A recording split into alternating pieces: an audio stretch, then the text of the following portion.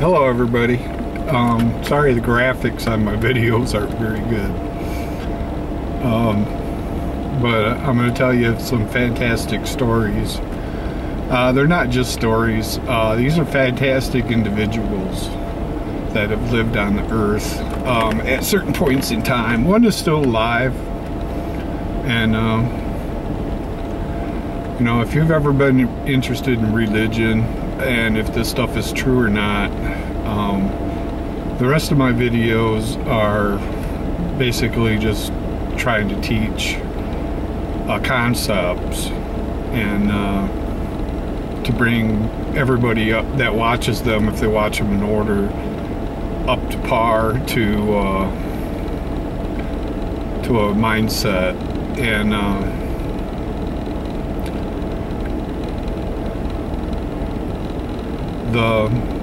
the two individuals I want to talk about are like two bookends.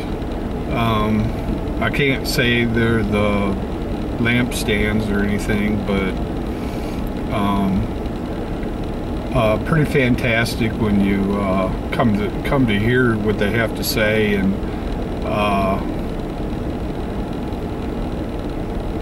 in your quest for God and salvation.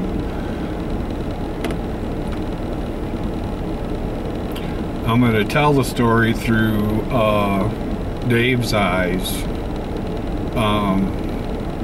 in a little bit better form. This may be like a video like anybody else's videos, you know, where somebody's sitting in their car and they're just talking about what they're doing, and this is not quite that. This is a little bit better. And you should be prepared for what you're going to hear.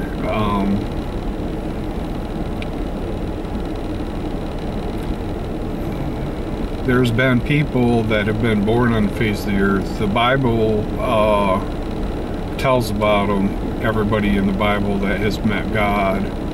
These are people that have met God, have been changed by God somehow, and through their own prayers of what they wanted to achieve. And salvation of mankind, basically. So, you know, the concept of superheroes in the world are based on biblical stories. They wouldn't be there if those biblical stories weren't there. And Dave started his life out in a small town, growing up on a farm, his dad's farm. His dad had worked it out with a deal through his mother's great-grandmother, or his mother's great-grandmother, and was working at fixing the farm up, because on the farm it was, you know, very old-fashioned farm, and didn't have just had running water and a propane stove put in, and that was about the only luxuries. There was a wood burner in the dining room area, and when you woke up in the morning it was very cold, and you didn't walk on the wooden floors with slippers. They had the area rugs, and everything in the house was antique even at that time. But his dad, Dave's dad, worked the farm, put in a new bathroom in the old linen closet.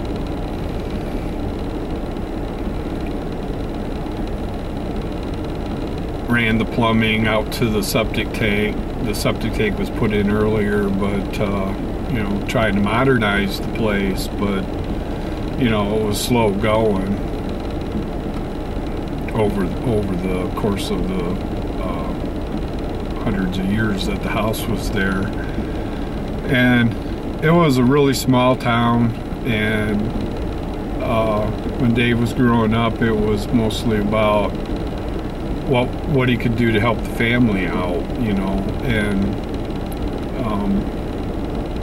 it wasn't like it is in these big towns where the kids just see all these different things. They don't even know what they want to be like, you know. And his dad ended up taking him to church one day on Easter Sunday, and Dave got to hear about the gospel of Jesus Christ, what Jesus Christ did to save mankind, what God did. And Dave was really impressed with that. It really set a new standard for him, you know, because to him it was just a fantastic, incredible story, and it wasn't to be disbelieved.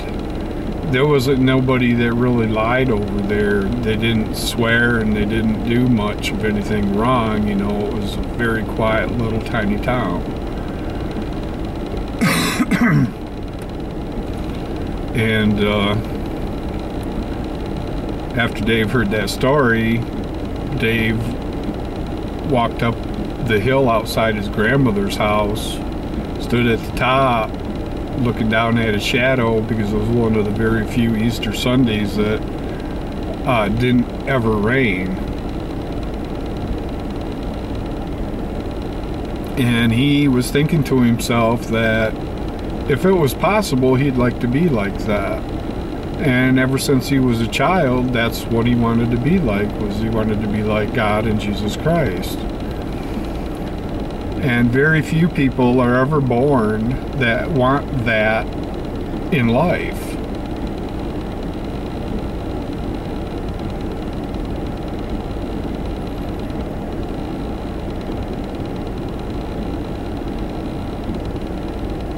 Dave was having dreams even back then at 5 years old that was showing realistic values to life in general and the way things really worked. And that really surprised Dave that he was having those. He didn't understand why he was having them, but he thought it was pretty wonderful that he had those. And shortly after that, his dad died, and the whole family that his dad belonged to disowned his mother and his mother and him and his younger sister. So they didn't have much to do with that side of the family. His mother ended up dropping him off at her mom and dad's, at his grandfather's house, and they went to school there for a year or so, while his mother went and found work, because in that little tiny town there wasn't a whole lot for work, and the work she did find didn't last long, because factories always lay off. So it's not very reliable source of income.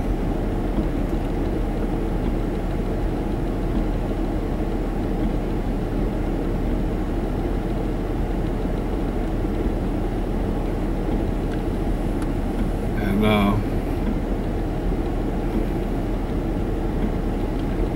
as loving a boy as Dave was, he was a pretty loving little kid.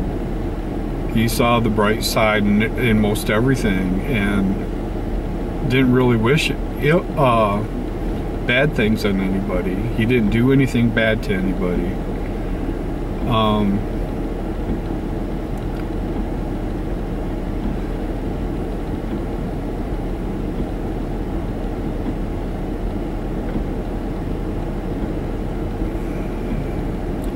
His mother had found another man and was going to get married to him, and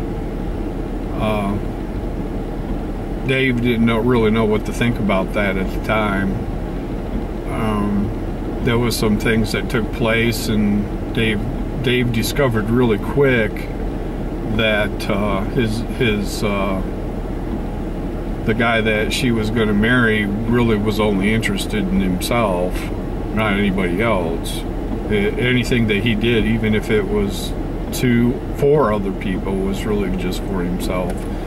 it came out like that, and Dave, when he ended up going outside and talking to God about it, and told God that he wasn't going to learn anything, you know, that his dad had died, and what he was supposed to learn from his dad, whatever that was, he needed to learn from God.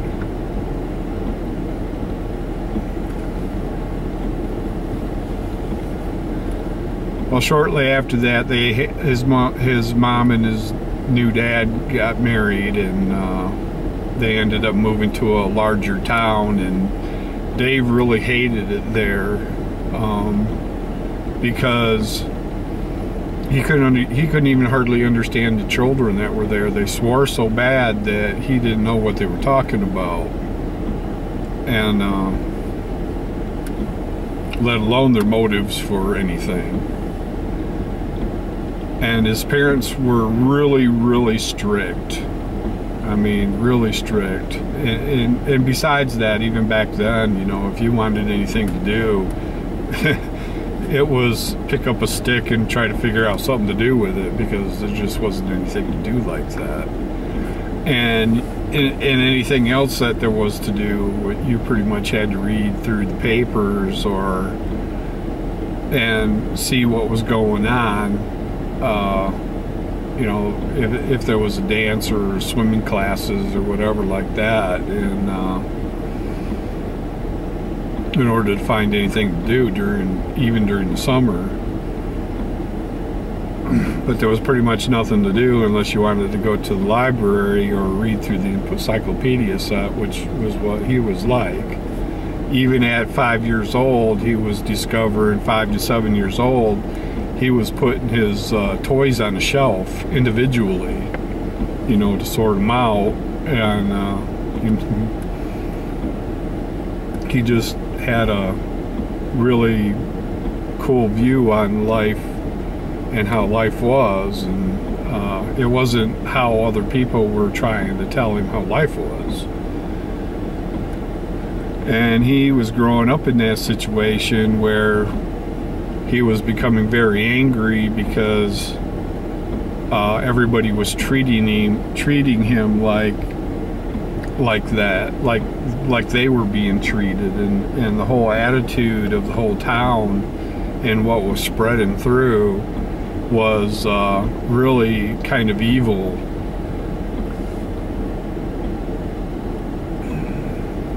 And Dave was growing up in that, and he come across a boy, another boy that was named David, and David was always looking for something to do. So when he ran across other kids, it was hey, you know, let's go find something to do. I know of a Bible school in the summertime that you can earn prizes and stuff like that. So Dave decided to go with him and check it out, and found out the kids there were really fast at the Bible scriptures, and he couldn't get a word in edgewise, let alone try to win a prize, you know. And Dave was not dumb. He understood what was going on, that somebody was sitting and doing the cards memorization thing with the kids, and trying to get them to do that to try to draw other children there to that church. So Dave wasn't impressed with it, you know. He would go to the summer recreation stuff where the schools were, and that would be about the whole sum up of the summers. The next time Dave came around, Dave didn't want anything to do with those churches, because it wasn't about having fun. It was about being serious about knowing your Bible. And Dave thought that was really unfair because his mom and dad wasn't like that. He wasn't going to get anywhere with that. And as strict as they were, he really couldn't voice an opinion of any kind because he would have just been yelled at and screamed at and pushed to the side because his opinion didn't matter anyway.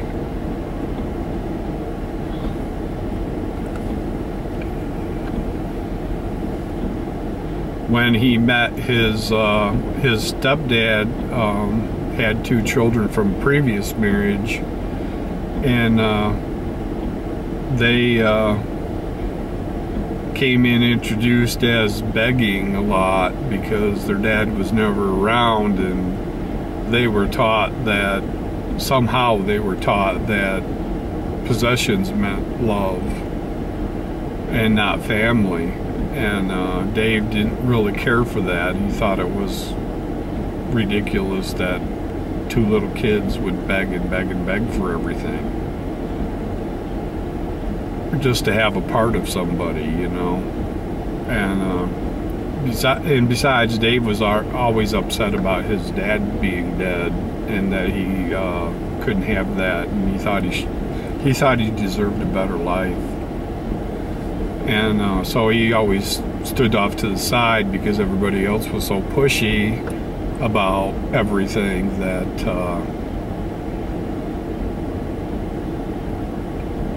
he couldn't be there with them because it would have been insignificant anyway. With Dave being miraculous kind of being, human being, being born among all these people,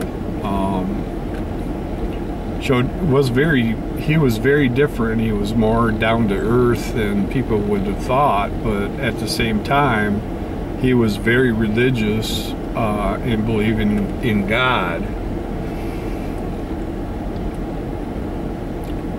When he got up to about 12 years old, his dad and a friend of his were talking because we'd go, you know, halfway down the block. They would have barbecues out at the neighbor's house, and he was good friends. His dad, Dave's dad, was good friends with that neighbor, and he had a little boy that Dave hung around, whose name was Keith. And the neighbor guy, I remember they were getting ready to go somewhere, and Dave was sitting in the back seat listening to the story of the neighbor talking about the weeping willow tree in the backyard and what a mess it made in the fall and what a bother it was to clean up after that. It was like 100-year-old weeping willow tree. And if you when he tried to have a barbecue out back, these little black beetle bugs would drop in your food all the time out of that tree. So he was debating on whether or not he should have it cut down. And he was telling Dave's stepdad about it, wanting to know his opinion. And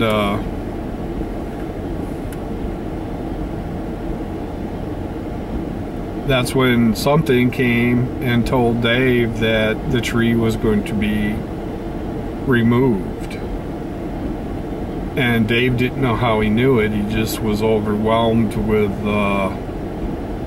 a sense of truth that he absolutely knew for sure that that tree was going to be removed. And that was the end of that. But see, Dave was always looking to see if it was going to happen. And there was several things that took place during that time frame. One was the tree, and one day the sky had turned orange, and this orange fog had rolled into town, which is usually typical of like a peninsula. If you have tornadoes and thunderstorms, it will turn orange, but not in mid-Michigan. Okay. And a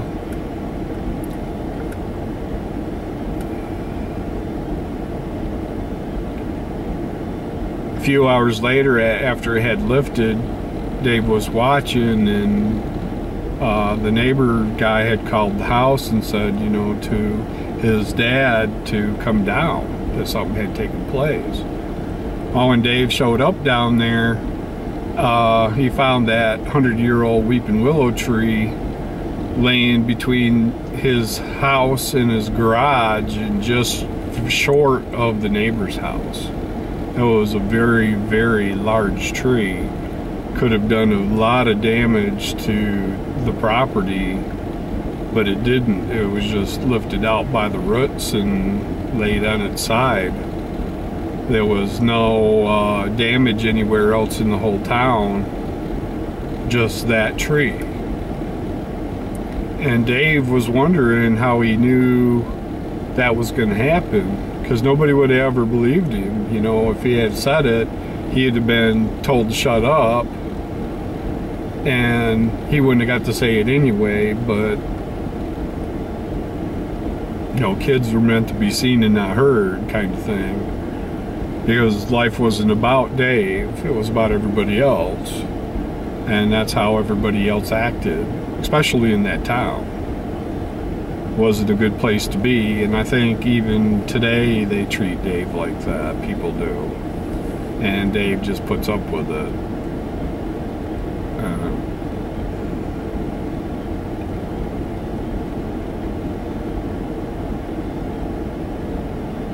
And I think that was when Dave was 12 years old that took place. And there was one other event that took place. And one day on the radio, somebody said that there was a UFO above that town. And everybody went outside to look at what was up there, and it was a small glowing white ball that was sitting above the town, and it wasn't moving. And you know, about half an hour had passed, you know, and how all that works out is it's always a weather balloon. And once everybody heard that, they all went in, you know. But Dave, he was a different sort, you know. He stood there and he reasoned it out that it couldn't be a weather balloon, because weather balloons don't light up. It would have to have a light source inside, and it wasn't reflecting the light from the town. It was self-illuminated.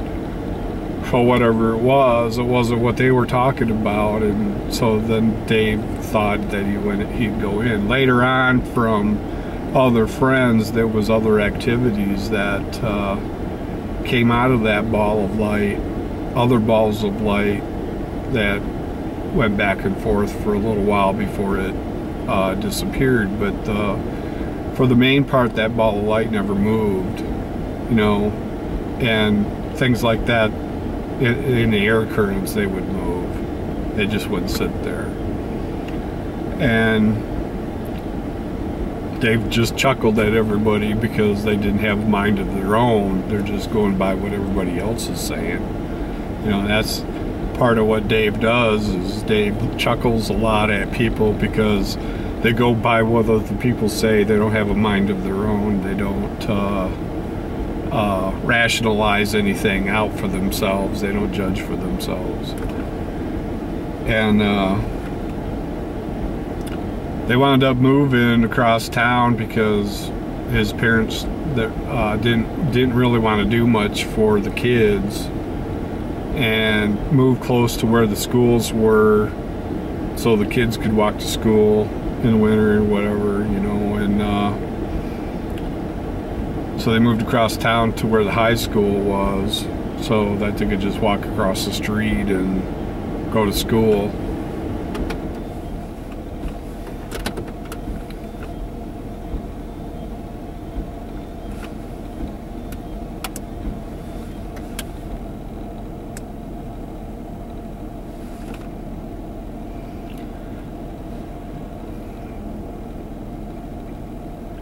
By the time Dave was about 14, 15 years old, he had a younger brother that would have been about 3 years old, 2 years old, about the time they moved over there.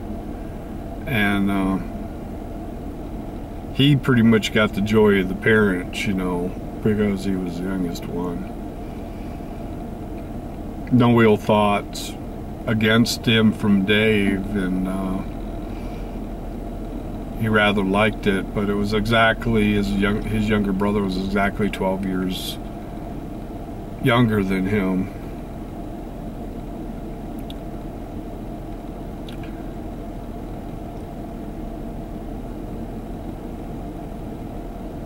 None of the rest of Dave's family. His mom had a couple of sisters that had kids, but hardly any of the stories ever included them. You know, most of it was about finding things to do, and they would hear stories about things. Something that happened somewhere, and they'd go investigate it. So if there was tornadoes or whatever the occurrences were, they would go and investigate it to find out if it was true or not. That was Dave's personality. And by the time he got to 14, 15 years old, Dave was starting to get pretty bitter, because that place that he grew up in had treated him so terribly that he was starting to get that ridiculing, swearing kind of attitude too, that he just didn't want people around him. They just got to him so bad that he just didn't want them around. And Dave was doing his praying, and one morning he had gotten up, and the second that he looked into a mirror, God had come and taken him to someplace, and he wound up standing in a field of grass, like in a real field where that hadn't been taken care of in a while, and it was coming into fall, sort of fall, but it was still nice enough to be green. And he walked up the hill past a white house with 4 white pillars, and behind it there was a big red barn. The big red barn signifies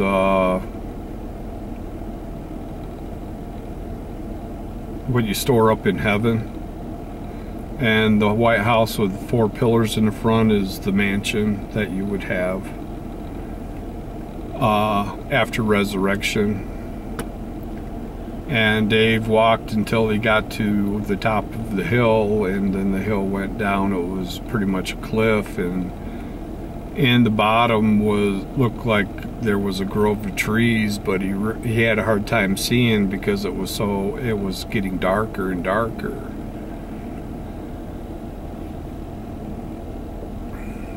And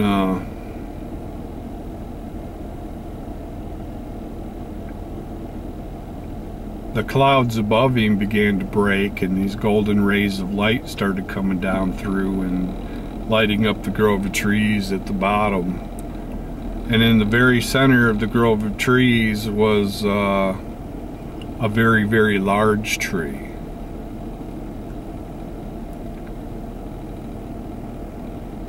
And Jesus Christ was there, and he was speaking to him and saying, "I am your king and I am your Lord, and for your sins the branches will fall."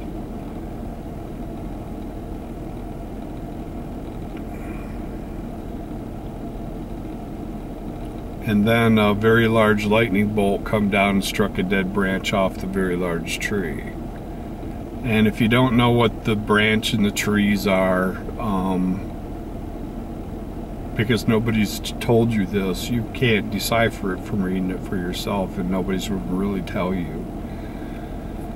And this is how incredible Dave is. This is how incredible God is to allow Dave to see this stuff. But it was what Dave wanted to see. It was what Dave needed. And what the tree is, represents the people of God, pretty much. And when the branches are removed, it's like a pruning of the tree. And if the whole tree goes, then it means that the whole body is gone and just the ruling class is left, because that's the roots.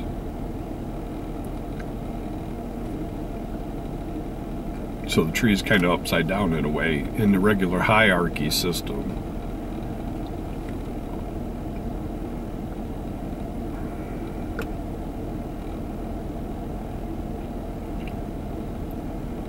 And the rest of the meaning of it was, you have Jesus Christ that's introducing, God is there, but Jesus Christ is the one that's talking, and